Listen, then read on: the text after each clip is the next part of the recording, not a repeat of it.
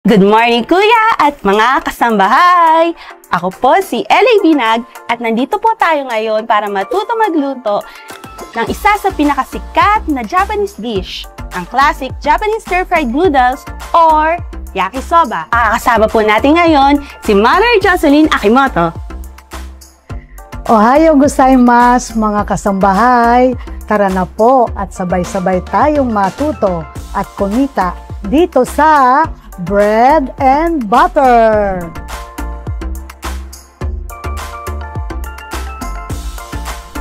Ito po ang mga ingredients na kailangan natin para sa paggawa ng classic Japanese yakisoba.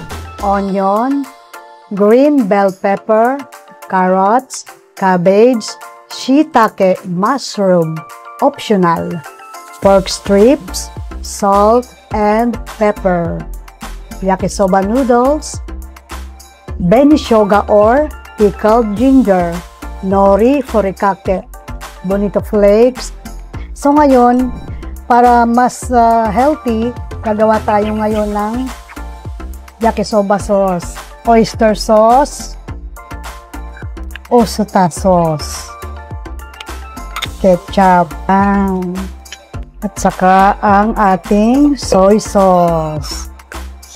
The last is brown sugar. Ayan, stir natin sila.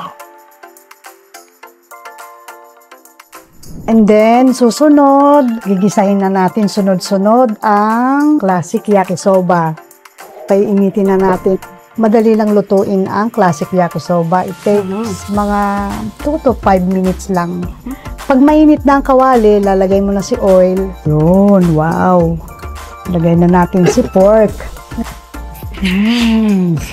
Parang LA. Yes, Mother. Lagay mo na si onion. Yes, Mother, dearest. Yan. Pwede mo nang ilagay si carrots. Ganyan lang, di ba? Parang matamis na yung smell, amoy mo. Ang bango, Nanggagaling Mother. siya sa onions, sibuyas. Tunod mo na yung Shiitake. mushroom, yan. Yan. Thank you. So, next is cabbage. Yan, sige. Yan. Ganun lang naman ang pagluluto ng yakisoba is ganyan lang siya. Parang mix na yung mga gulay. Di po pala siya mahirap. Hindi mahirap. And then, lastly, ilalagay na natin yung Green bell pepper po. yes. Yan. Lagyan na natin ng salt. Tansya mo na lang. Pwede na po natin ilagay si noodles. Bali, ano na po itong ginamit natin na noodles dito? Yung Ready. ready na po siya. Yung madali nang lutuin. Kasha. Yes, pepper. Pepper. Lalagay ko na po ang ating Yes, sauce. lagay mo na sa sauce.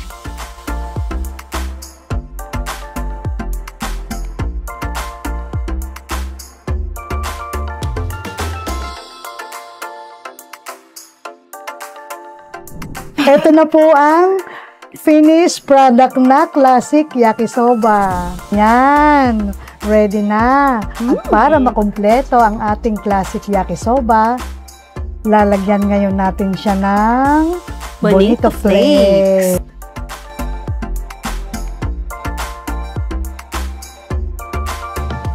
Furikake, yan. Bubudburan ko na po. Lalagyan din nila nung Mayonnaise. parang sa Japanese takoyaki, no? Opo. Yay! Tara, kain na! You taste. Sure, Mother. Ako na po, itadakimasu. Oishiso! Wow! Sarap! Ako nga rin, patikim. Go, Mother.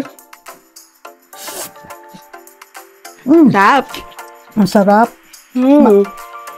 Manamis-namis na maalat-alat. Japanese na Japanese ang style.